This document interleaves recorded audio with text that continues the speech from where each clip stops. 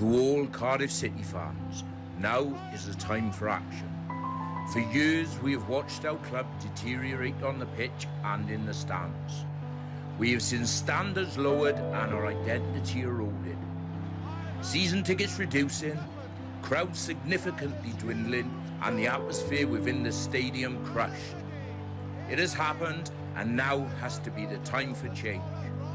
Change of ownership of the club from the hands of the people who attend few games and are conspicuous by their absence. A board that, after what seemed a lifetime in a managerless leadership state, appointed someone with no experience to try and steer us out of the most difficult period we have ever seen at the club for many, many years. A board who promised change every year, who have learned from mistakes, who will make money available. We've heard it all before. A board that has left us seriously lacking in terms of player quality.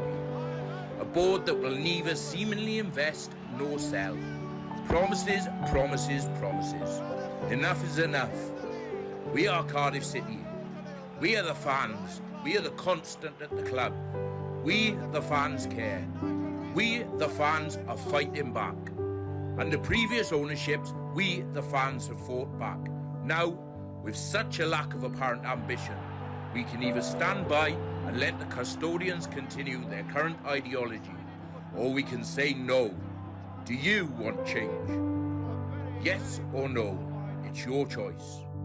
It's your club. March with us, January 18th.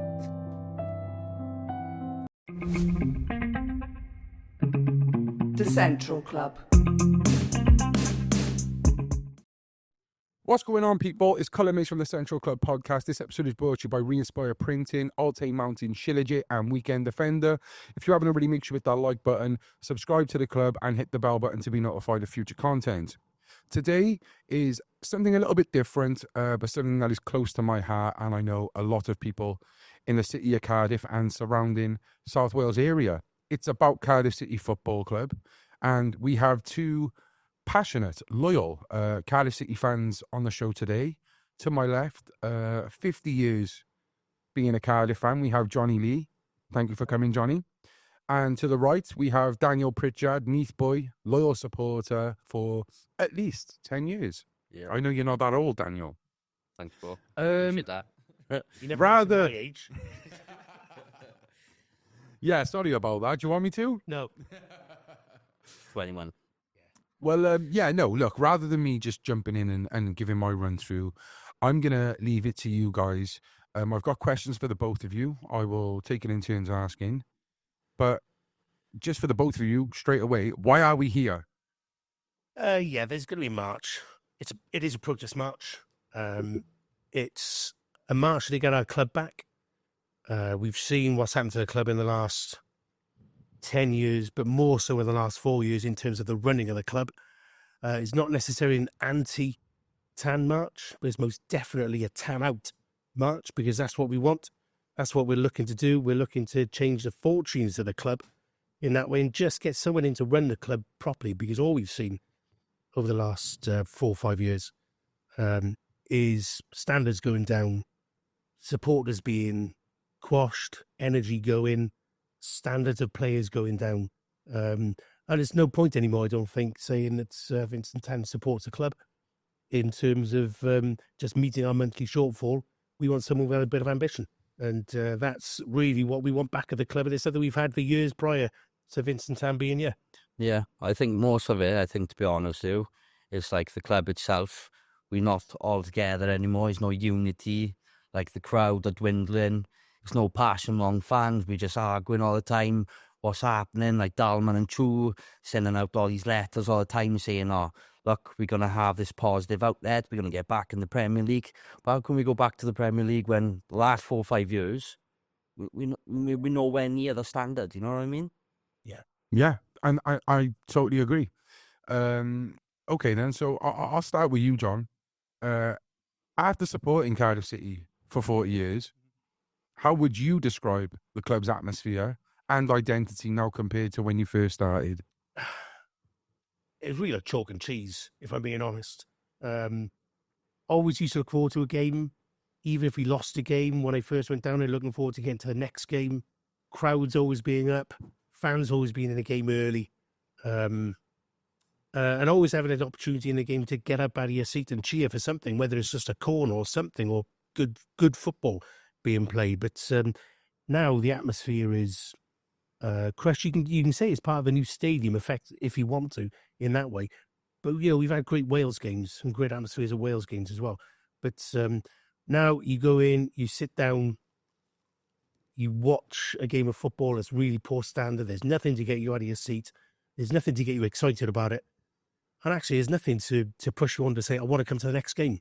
So the atmosphere now is sit down, shut up. You're a customer. You're not a supporter. Yeah, you're a customer. And I'll tell you something. If you're a customer, then we've got no customer service at all. Okay. Yeah. And if you're a customer, then what you're trying to sell, because at the moment, the standards are so poor that, to be honest, away games are far better than home games for me at the moment. And that just says it all about the Cardiff City Stadium. I think you make a great point there, John, which I've never really looked at before, which is it's bumping on a Wales game. Yeah. What's the excuse there? It's... Well, people want to be there. Yeah. Let's be honest, people want to be at a Wales game. And with Wales, it attracts people from all over Wales, north, south, east, west. Cardiff City used to have that. Cardiff City used to have the people that travel to watch the games, travel from all parts of Wales, travel from all parts of England to come in and watch the games. It used to be camaraderie. It used to be togetherness. But now it's a case of more. You go in to the ground, you go through the turnstiles, and most of the camaraderie you get now is underneath having a pie and a pint, rather than getting up and you almost now think, I've got to go and watch a football. Yeah. And I know that sounds bad, but that's the way it is at the moment. And that's really sad from somebody who supported Cardiff City for 50 years and been really excited about it to now thinking, do you know what, do I want to go shopping? Instead of going down to the game. Going on that, like with that atmosphere, and you think about the kit, it's like the 125th year anniversary kit. We couldn't even get that right. Like, the only good thing we did do was like these shirts that, the old-fashioned things. But you really got to think, like, where's the marketing? Because they've lost out so much money. You got to think, like, the second kit. Why couldn't we have, like, St. David's? Or couldn't we have, like, the Riverside kit? There's so many different possibilities where this board is lacking in different communication. It's not selling anything. Yeah, no, it's not selling anything. Yeah. It's just a big letdown. And as this little thank you, we got a little box with a little key ring and that. But it doesn't make up for, like, the past 4 to 5 years of relegation battle. Where is the unity of the fans? Like, I go to away games all the time. People are arguing. Oh, you can't say this, you can't say that, you can't get your seat or whatever. Or you have 3 strikes and you get kicked out. All the time. Yeah. How are you as a fan supposed to get excited behind your team when you can't show your passion, when you can't show your commitment to them? Exactly. And if you look as well at the when we played Swansea, we'll have these huge space of areas where there's no fans. We went down to Swansea. Yeah. And what, you got 1 row of seats between the fans. There's no real trouble. Yeah. But we can't get that atmosphere. We can't get that at Cardiff because it's been kicked out of us. It really has been kicked out of us. Yeah. It is a case also like being in school. Sit down and shut up. I hate to say it, but like, they're Derby. I rather go to the way in Swansea because it's more of an atmosphere. You feel hostile. You feel like, oh my God, am I going to have my head kicked in? But that's the enjoyment of football. Yeah. That's what you go for. You want to be like, fuck you, fuck off, whatever. Yeah. But the home, like the stewards tell you, like, oh, you got to sit down. You can't do this. And they keep on looking at you all the time. You know what I mean? It's like, how are you supposed to like enjoy? It's so. Vincent Tan wouldn't know because he's never there. Yeah, exactly. True wouldn't know he's never there. Dalman wouldn't know he's never there. Yeah. So how are they supposed to know what fun and excitement and enjoyment of football is if they never turn up? Yeah. So Dan, as a younger fan who has supported Cardiff, what drew you to the club if you're from Nice? So basically, my old man, should I say it? He used to be in the Soul Crew with Anis. So basically, my father took me to like all the games as a kid. So early on in my father's life, he had an accident that left him disabled. So like with other kids, like I couldn't go out play football with my father or whatsoever. But go into the football games with my dad, that's the thing we could enjoy together and have passion about. Did you get what I mean? So, you know, it's really a big factor, like being Welsh, being proud. And with my family, we're very big on sport. We're very big on being proud, heritage, culture, you know. And at the minute, like, I just don't know where this club direction is going with. And it's so scary because you got to think, like, it's so many young kids that are our future fans. Like, what happens if they're not interested? What if they want to go to a different team in Swansea? Do you know what I mean? We go along to games and think, Yeah. do I enjoy it? Do I want to come back?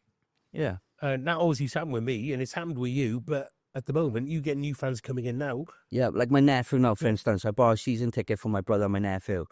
The way we've been playing, my nephew has only been to one game this season because he doesn't. He turns around to me and says, "How can I enjoy this?" Because his face is so upset that we're losing all the time, and it's so heartbreaking when you see in your nephew, your son, etc., your different family members. It's just taking the enjoyment of it. Yeah. Do you know what I mean? And you know, there's this thing about which I've heard before about it's the family club of the year now, and you know, I used to look at that and think, well, that's a joke. But to be honest, it was when my dad took me as a kid. That was a family thing, but you know, it was hostile, and there was nothing wrong with that. I think it's something else taken away from this that has turned it so PG. I know it's heavily policed, and I know, like you said, you know, totally, you know, blocking off a whole tier of seating. It's not just like you said, a row. They're blocking off a whole tier. And, you know, this is not helping. It's sucking the atmosphere out of the club 100%. But again, it's sucking the atmosphere out of the club. But if the club is so intent on making money, there's 2,000 seats there. Yeah. They're not selling. That they would sell. They're not selling. But Yeah, they yeah. would sell. No man's land, like as we so call it, Yeah, isn't it? exactly. Do you know what I mean? Exactly. Yeah. You got a big stand behind the goal, which is a family stand, which is a great idea. Family club, yes. But as you say, you can be family orientated, going down with your dad to a game. Yeah, yeah. It's all about the fans. You can be family orientated, but it can still be aggressive because I'm not an aggressive sort of person anyway, but I used to love just being on the edge at a football game with the opponents and their fans. Yeah, yeah. It used to be great. Can't do that anymore. Like my brother, like we know right or wrong as being a parent, you know what I mean? But like the thing is, with my brother and my nephew, he said, right, whatever happens in football stays in football. But when he's out with football and in school and in football, he knows not to swear. But you know, it's like, you know, my nephew looks up to me, my brother, as role models, and you just want to have that enjoyment. Do you know what I mean? John, can you give a bit more? Can you elaborate a little bit more on Vincent Tan and how his ownership has negatively impacted Cardiff City? Yeah, well, there's the obvious turn into red. That impact, that split the supporters straight away. A lot of people, a lot of really good friends of mine, divided opinion. Yeah. Immediately, a lot of fans said, I'm never going again. You got fans, then when we sold Toshak, they'll say, oh, I'm not going down again. But now with this is the latest thing, I'm not going down. We're now called customers and we're not supporters. He's never at a game, but I think the most negative effect I think that's had is that Vincent Tan's knowledge of football, he's an amazing businessman. Got to be an amazing businessman with the money he's got to be an amazing businessman. But I think he's got to recognise that when he buy into football, he doesn't know that much about football. Yeah. And yet, he does everything for that club, financially, in terms of teams, in terms of tactics, in terms of players, in terms of buying players, in terms of everything.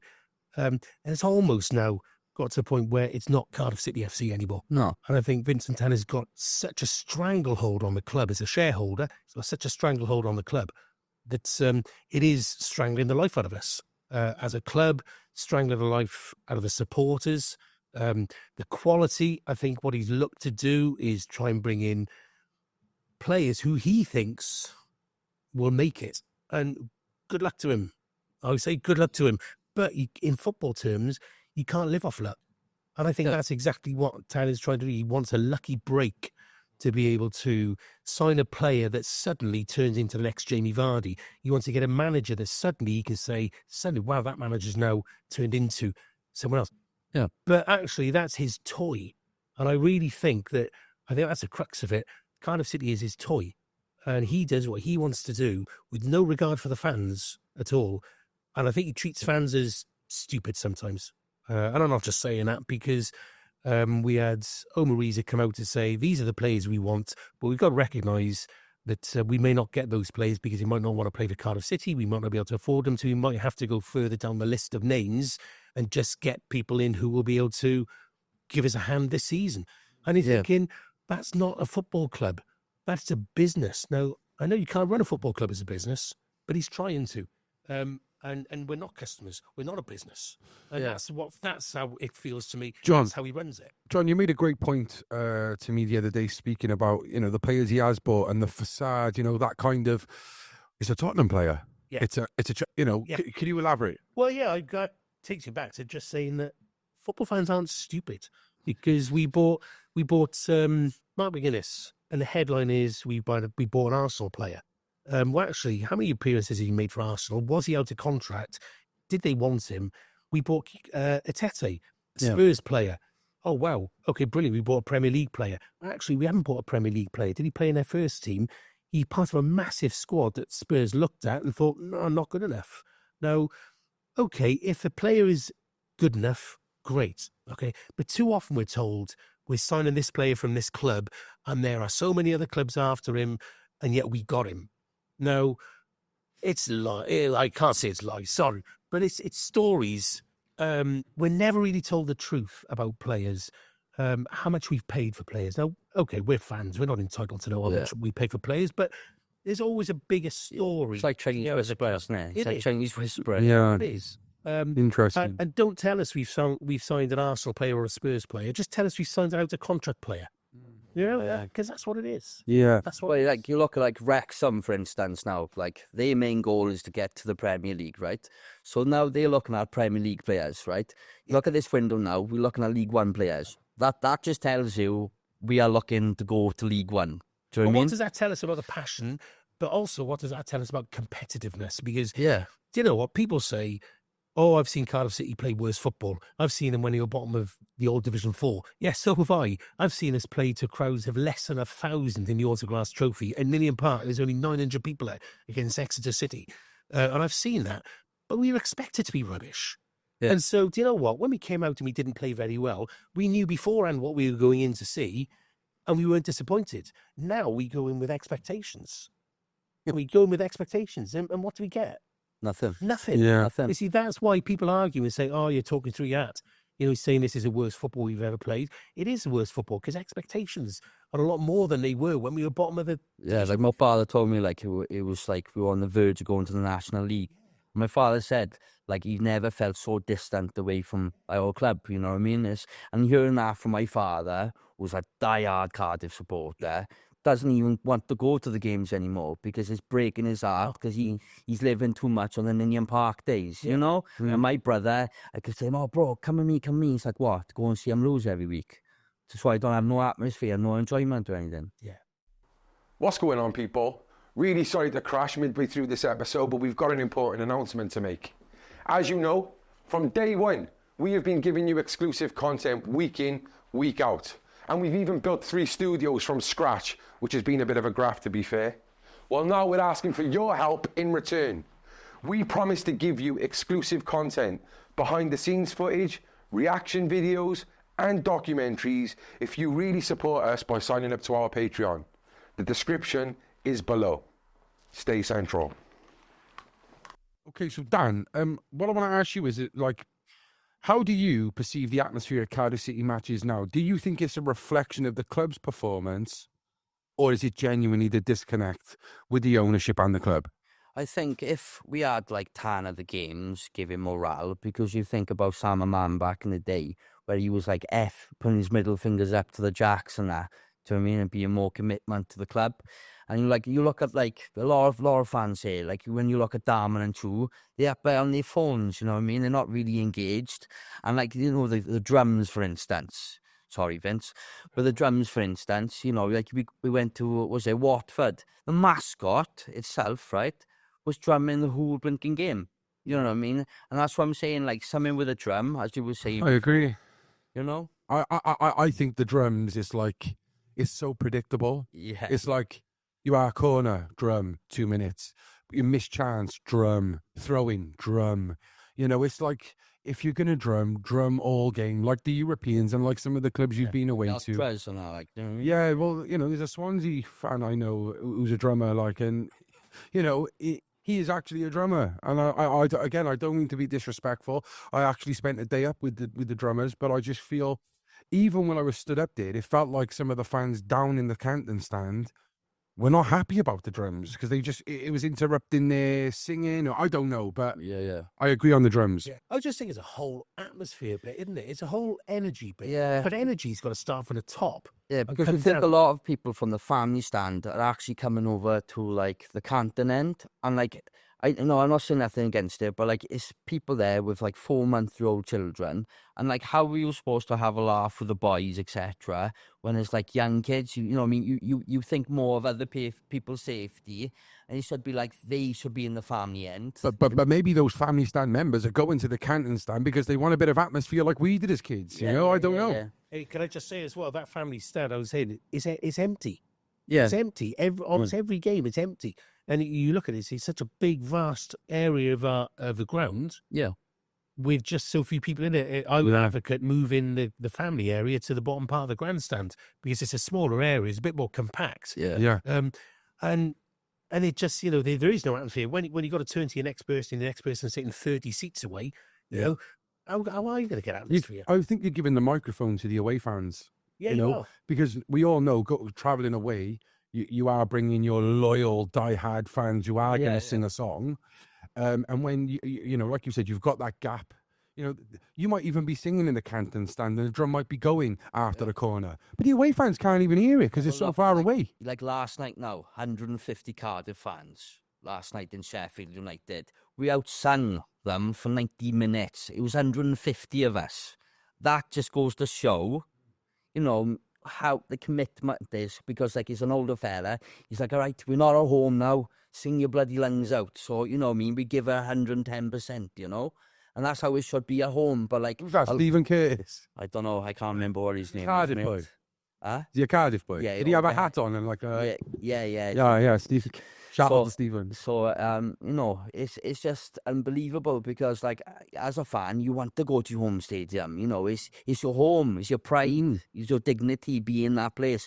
But, like, I'd rather go to a away game overall, you know? I said that, yeah. It's That's rather a much better answer. But go back to the question about is it the way the team are playing or the enthusiasm? As I say, enthusiasm comes from the top. And if Vincent Tan and Dalman and Chu showed some enthusiasm for the club, which they don't, none of them attend the games. If they show enthusiasm, they say, look, this is what we're going to do. We're not asking people to spend millions, because a lot of people say to me, oh, if you got £1 million, why do you go and buy a play for £1 million? It's not about that, but it's about the energy that they give off by promoting the club and saying, look, we want to be competitive, because that's one thing we haven't been for the last 3 or 4 years. Yeah. Competitive. Well, like my mate Wilkie said, it's like, imagine how a boulder falling off the side of the hill is going to crack in there over time. And that's what slowly is going to affect different people of the club. It's going to affect the players, you know? So, like, overall, like, you know, Boxing Day, the whole, I don't know, the way end, all the Cardiff supporters turned on the players, because some of them are not, wearing the shirt. For instance, today, I seen Callum Chambers today. I said, hi Callum Chambers, how are you? Ignored me. He was more interested in walking away. And I went up so close to him to speak to him. He said, yeah, I'm all right, mate. He, didn't stop. And there's a few other players who don't, Yeah, sad. Very sad. You know what I mean? Yeah. And like, I'll probably make this point that there was talk that, like, they think this match is against the players, and it's not necessarily against the players. It's not against the players. But you expect them to play their hearts out. I would say, I don't know what goes through the players' minds, but, they're there to play football. They're there for, to get the 3 points. They're there to wear the shirt. I think they know that. Yeah. They're lucky to play football. And we'll support them all day long. Yeah. The team we support very much. Like, even in our organiser group, like, we've even had people coming into our chat trying to mislead information and take information that we got. Well, we will get on to the match. That's okay. But there was a good point that Johnny made as well the other day when we were speaking. It's come to me now. It's the standard of our club, our players. 10 year, we haven't, we're not in Division 2. We're still in the same division we was.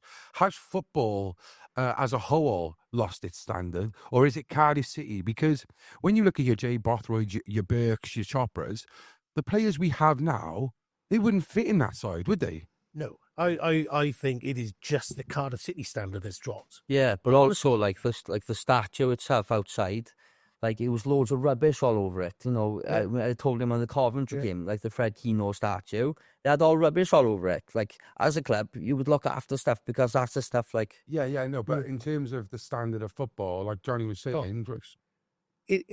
I think in terms of standard of football, no players that we are signing at the moment would get anywhere near our team from 2010, 2011, 2012. None of them. And I think the reason for that, obviously finance. But I know people will argue the fact, how do you know that Vincent Tan is picking a side? How do you know that Vincent Tan is picking the players? How do you know that Vincent Tan is signing the players? I think we don't. But We do know this. Well, we do. We do know this. Sean Morrison actually told us. Yeah, we do. Okay, we do. But it's proof when the players come in and get signed, the managers don't play them. Because the manager says, well, I didn't sign this player. They don't fit into my way of style of play. So why should I play him? And then you look at, what a waste of money then. You've brought in this player because you think he's really good. Vincent Tan thinks he's really good. And then he doesn't get a game. And they don't play him. But the standards have gone down, I think, because we're always looking for that luck. Always looking for that luck. Always looking for the one player who will make it, the youngster from League Two, with respect to Max Waters. Unfortunately, I don't think he didn't make it with Cardiff City. But, you know, again, we were told £500,000 or whatever it was. I'm dubious about the fact that we paid that much. But he was spotted. He might be good enough. It's almost like that'll do with Cardiff City. And I think that's the only thing as well, isn't it? With Vincent Tan and Cardiff City, it's a that will do. And I think standards aren't just players, it's managers as well. So don't tell me when you got the likes of Schumacher out of work, Robbins out of work, you got Cooper out of work, you've got so many good managers out of work. And what's happened these last couple of days? Sean Dyche, not that he come to Cardiff City, but then you got the Luton manager has gone as well. And we want to get the best manager. We got to interview managers. We got a process in place, which I think is the biggest laugh ever. We got a process in place. We got great managers. And what happens? With respect to Omariza, we give it to Omariza. If I was him, would I take the job? Yeah, of course I would. Of course I'd take the job. An amazing job. And he seems a really decent guy. Yeah. But when you consider who we could have had, and we didn't even interview them. Yeah, like Mark Robbins, he's another We good didn't one. even interview them. What does that tell you about the leadership? And what does that tell you about the atmosphere? Why the atmosphere is down? Because there's nobody running the club. There's nobody running the club. That will do. And I don't mean this to be bad to Omariza. Oh, that'll do. You know? And I'm sorry, but there's... What's going on, people? I want to break in here to say a big shout out to our new sponsors at Altai Mountain Shilajit. I'm not one to jump on bandwagons, but with this, I had to. I was just really intrigued about it, and I'm glad I have. I started Shilajit now, I would say 3 months ago, and I really do see a difference. I suffer with OCD and ADHD, and I have 1,000 tabs open all the time. They are never closed. And since taking the Shilajit, I have seen vast improvements, first of all, in my sleep. Before this, I would be up all hours of the evening. My sleep is much, much better. I'm getting a healthy 6 to 8 hours in now. And for the first time in a long time, I've started dreaming again. And these dreams are amazing, so much so that I can't wait to go to sleep the next day to see where it takes me next. In terms of my thought process and how I go about things, it's helped me massively to organize. Like I said, my ADHD runs wild, and since taking the Shilajit, I have found I've been able to categorize my priorities and be able to achieve things one thing at a time. So rather than giving you a fancy script, I'm just speaking from the heart that I truly believe that Shilajit has been a massive positive on my life. And, you know, I can't wait to start 2025 with a bang with Shilajit in my life. They also have, with Shilajit, we have the tablets I've been taking as well. So we have the wild-crafted sea moss. We also have the mushroom blend, and there's the Himalayan capsules as well. In terms of the Shilajit, there's 2 options. We've got the capsule options here, which are the daily drops you take. I think it is 2 a day. And of course, we have the resin, the pure Himalayan salt resin, which is what I use every day, just a pea size in a warm water with some lemon. You can't get it wrong. So make sure you contact Altai Mountain Shilajit for a sponsor with a discount code Stay Central for 20% off. Take care. Being Wales' biggest podcast means only one thing. We need to be sponsored by Wales' biggest clothing brand, Weekend Offender. They've been in the game for well over a decade now, and they still hold weight within the casual scene. So if you want a deal on the hottest seasonal drops, then hit the discount code below at Stay Central.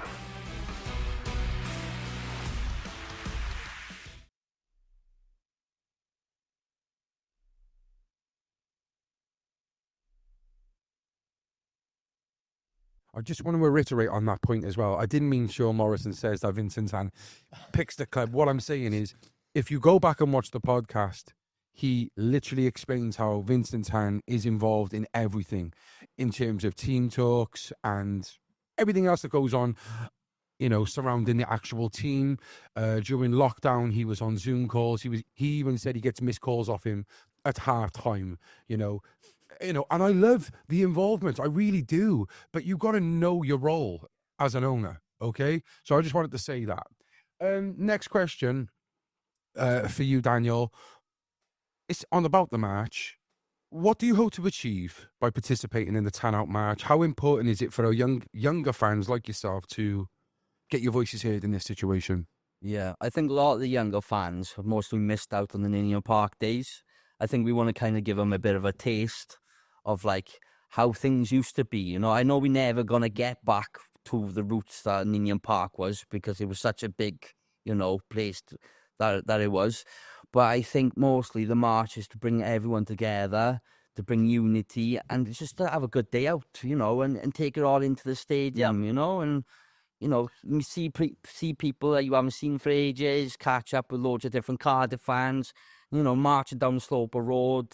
It's going to be something not to miss, you know. I think the Ninian Park, that reminiscent kind of thing that people do all the time, including myself, it's like the guild, you don't realise what you had until it's gone. Because I remember actually being at Ninian Park and hoping and praying for a new stadium. You know, as much as I loved it, you know, we actually thought that we could take that element and make it better. Yeah. And I think that they could still do that. You know, we're not going to get Ninian Park back, but I think we could inject some passion and bring back that atmosphere. Like we've already said, look at the Wales games. We could do this. I just think that our club need to shape up in terms of, you know, how the stadium is run, and in terms of ownership, actually give us something to want to bring those Cardiff fans back. Yeah. And I'll say the same question to you, John. What do you think you're going to get out of this, and what would you like to get out of it? I think what we want to get out of it is tell Vincent Tan that actually we are here, because I think Vincent Tan feels almost untouchable. I think he thinks he can do whatever he wants, and of course he can. He owns the club. He's put the money in to help keep the club alive, but that doesn't allow him free reign about the club. The club is about the fans, not the club is not about Vincent Tan. And I would just want the march to say, hang on a minute, there are a lot of people who are not happy, and I still think he wants to be the saviour of Cardiff City.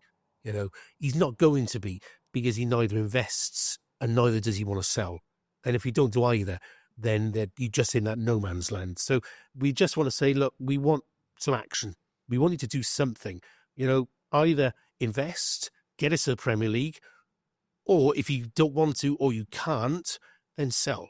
But we just want to have enough people in the march to say, we're here, we're still here, and we have actually got a voice, and we deserve to be heard as well. Yeah, exactly. And I think he's trying inside the stadium to quieten dissenting voices. Yeah. And he's using people in the ground to do that. And I'm just saying, right, if you want to quiet us inside the ground, we'll be outside the ground. And there'll be a lot of us outside the ground. And we're doing a lot of stuff. And we're pleased with what we've done. I mean, none of us have done anything like this before. No. So we're pleased with what we got. And we just hope that he'll take notice, first of all. And we hope that he'll say his time is up. Because it can't be a nice thing for Vincent Tan to have people on his back all the time, message boards all the time. You know, people saying you've got to spend money all the time, people saying you're not running it properly all the time. And I think everyone who says that is absolutely correct. You know, you can't run a football club, or if you can't run it, get people in who can, and yet he won't do it. So we just want him to realise that change is got to be. Otherwise, we're going to be in League One next year, and who knows after that. Well, Dan, this is a kind of follow-up question to this. With the club not supporting the march, how do you feel about the potential consequences for fans who are trying to express their discontent? Well, I think most of it is, like the other day, they actually invited me to go and meet the board. But I thought to myself, what's the point of even going? Because I'm going to sit there with a bunch of people like Steve Bowley saying that there's some fans that want the club to fail. So I don't know. It's so confusing because I most of the time I think people just don't know. It's no leadership, like it's no plan. You know, it's no objective. You know, you feel lost. You feel empty, and especially the way the season is going, it's nothing to get excited about. I say it's reactive rather than proactive, and that's the way the club has always been. It's been reactive. If there's a march, we better do something about it. If we're in a relegation battle, we better do something about it. Politicians, very much politicians. It's always reactive, and yeah, you're absolutely right. The club will only do something if they're not happy. You know, there's dissenting voices. Let's quiet them down. So yeah, very much reactive as a club. If you want to get to the Premier League, you cannot be reactive. You've got to be proactive, and that's on all aspects and all levels of the club. Do you think they care about the fans then, Johnny? No, that's all. Simple answer to that. That's it. No, they don't care about. We're not fans, are we? We're customers. Yeah. Look at the attendances going down, and even the attendances that are quoted over the tannoy include season tickets. And you look around the ground and you think, no way. There's no way there's 18,000, 16,000 in the ground. And here, Cardiff used to have only a couple of years back, even when we were mid-table, you used to have 20,000 minimum, which ain't great, but when we're doing really well, 23, 24, 25,000 when we were in a Premiership sellouts. Yeah, well, a lot of them would make the argument, wouldn't they? Well, it was 18,000 sellout at Indian Park, so that's good on your standards, but it's not, is it? It's because... But then it shows how much we can grow. 18,000 in Indian Park, sitting with a Cardiff City Stadium, and even more people come. So it's almost as if an Indian Park wasn't big enough for us, and I don't think it was towards the end of the Hammam era. I think we obviously could have had a lot more. But 18,000 for a capital city club? Sorry. It shows that they don't want to grow. It shows they're content. Yeah, absolutely. And if they're happy with 16,000 crowds, then no wonder Vincent Tan is putting in the shortfall every month because he's not providing us a service. Yeah, I just feel like they just are a certain level where they just want to, all right, we keeping afloat here. So, all right, we got the tops coming in, that's going to sell, etc., etc. But, you know, it's just no ambition. Like, it's so drooling. It's so, like, takes the life of you. Like, you know, I travel an hour or two. And, like, last night, I didn't get home till about 3 o'clock in the morning. Like, I will travel for my club, you know what I mean? I just want everyone to feel the way I felt as a kid, you know, and future generations to feel, but it could come back. Yeah. It could come back. All it needs is energy from the top, a bit of competitiveness on the pitch, and a bit of excitedness. I can't remember the last time I got my backside off a seat where there was a good bit of play down at Cardiff City. You know, okay, we scored 5 against Plymouth, great, 2 against Portsmouth when we won 2 on a row, and you think, great, things are going to change. No, they just don't. They just don't change. Yeah. And when you look at society and the way things are in the world, well, in this country anyway, in terms of people struggling, you know, cost of living crisis, etc., you know, you'd think they'd want to give something to the fans to want to come. You know, this is worth coming for, you know? Can I just say to that you look at Newcastle, deprived, a lot of Newcastle deprived area, the amount of fans that they come in. But I think football is something different to a supporter. I think people will lay out money if they know they're going to get a bit of enjoyment. Football, to a lot of people, is a release. to me, it was a release. Yeah. Don't know about you. To me, it's been a release on a number of occasions, thinking, oh, thank God I got the football to go to and enjoy myself. And you'll pay a bit of money for that. And I think sometimes that little bit of outlay is gold dust to us. It really is. And yet at the moment, that rather larger outlay these days is just providing a bigger problem for the likes of us if we're not getting the entertainment. That's a great point, John. Thank you guys for those questions. I just want this to be more of to finish off a more relaxed conversation, really. Give us the information on the match. When's it happening? What's kind of like the time schedules and what have you got in store? So, for everyone who wants to come on a march, and we hope there's going to be loads of people coming on a march, we're meeting the Admiral Napier at 11 o'clock. I'm not going to say how many numbers we're expecting because I think there's a number of factors that will affect that, but I know there's going to be a really good turnout anyway. Yeah. Meeting at 11, with a march at 11:30 from the Admiral Napier. Now, we've said before we came in here, we're really pleased with what we've done. We've had 38 days to pull all of this together. That's all we've had. From the minute someone picked up a phone and said, shall we march? We've had 38 days to put it together. None of us have done anything like this before. Yeah. Again. So we've had to really think hard about what we do. And we're going to try and make it a noisy protest, a noisy march. We got drums, we got horns, we've got a few other developments as well. We've got scarves that we're going to be giving out to the fans as well, which will be free to anyone that turns up on a march. Yeah. There are limited numbers, so if you can be the first come, first serve. But there are an awful lot. And is that drummer going to be playing throughout the match? There. Yeah. They're going to play throughout, yeah. It's a few fans. They're going to play throughout, yes. Probably, yeah. Until his arms get tired.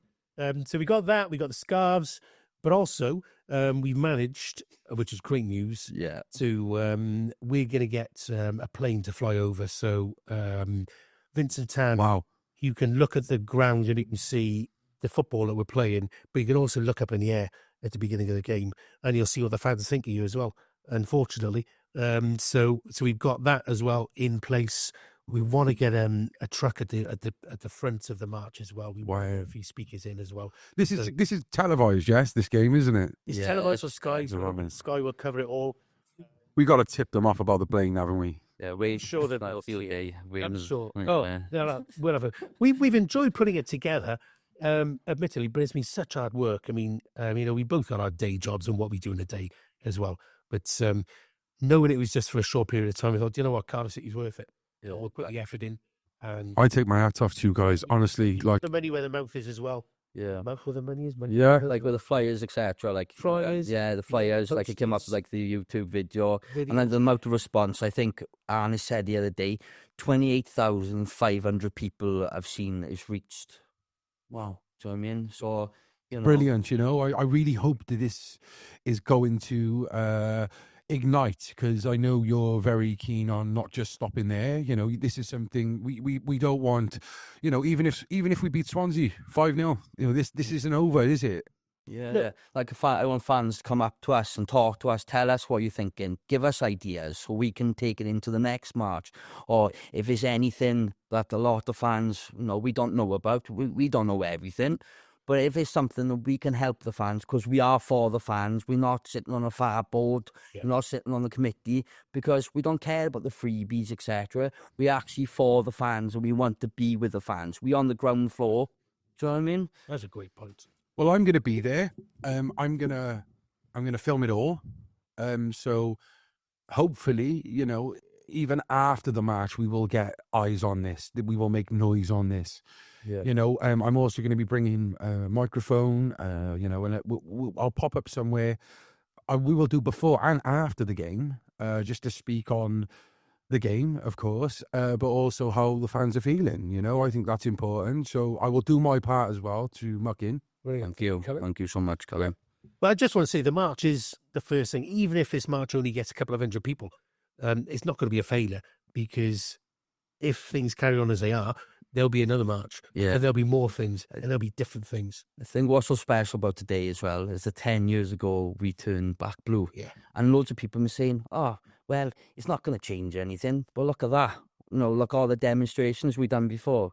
And Tan's even said in the QA meeting like 9, 10 years ago, if the fans piss me off so much, I will leave. You know? So let's try and piss them off in a nice way. But, you know, I would love it. You see, this is where we might be a bit right. You, I want it. Yeah, it's a tan out. It's not an anti-tan, but definitely a tan out, very much. But if he worked with footballing people, did his own job in running the club and let football people run the club, we wouldn't be sat here now. no. We wouldn't be sat here now. And do I want to change? Yes. Do I want him gone? Yes, because I think it's gone too far. Yeah. Will he change? No, I don't think so. Yeah. But if he suddenly turns around and says, I've made a mistake, I want to work with football people, Yeah. I will keep hands off in that way and let you run the club and I will fund it. Easy for me to say, you know, spend millions. Yeah, but he's saying like he wants to work with the fans and everything. But like when you meet the FAB and the board, he comes out with like the New Year statement. Oh yeah, we're doing this and this. It's a different, the way they've written it is the same thing, but written in 10,000 different times.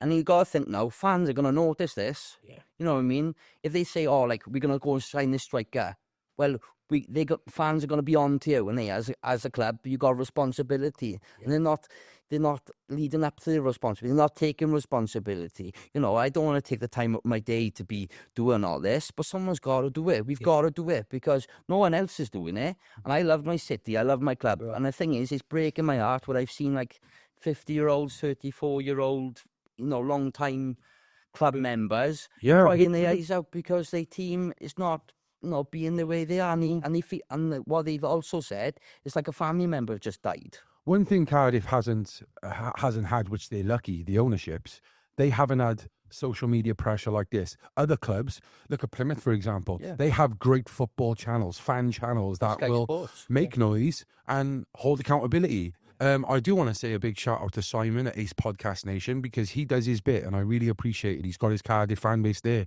but we need more. And you look at other clubs, especially capital clubs, they have 4 or 5 different channels.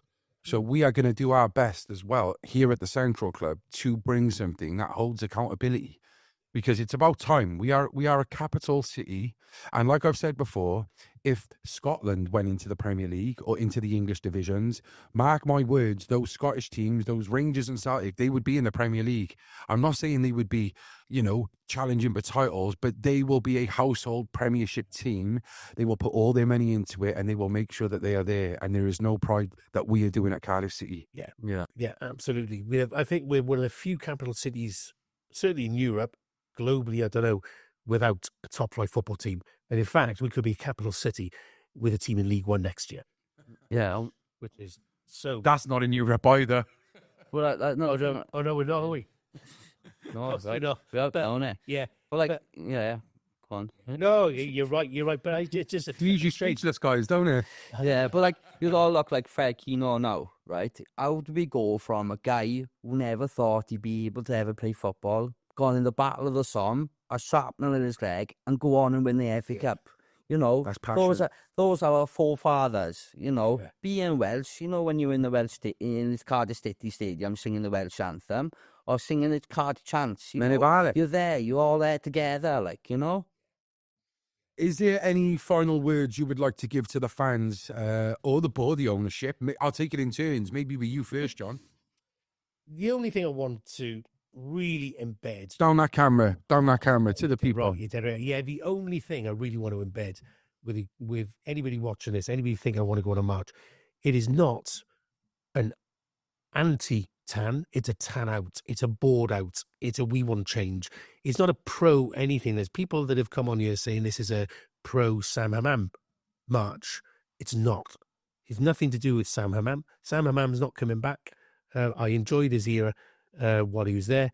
But if you want change, you've got to do something about it. And that's all I'm going to say. That please just come on the march. You're going to go and watch the game anyway. So join the march, fill the numbers up, then go and support the team, and let's get 3 points against the Jacks. Thank you, John. Words. John? Yeah, I just want to say another thing to a lot of like different fans who like myself are autistic. For me, going to a Cardiff game, it makes me forget about, you know, like, because the day-to-day stuff is struggling, you know, but you have got a voice and we're here for you, and we want to be, with everyone, and we want to be together and come stronger, So, but thank you very much. We really appreciate it. Thank you very much, guys. I will see you on the 18th. Look forward to it. Bluebirds. Bluebirds. The Central Club.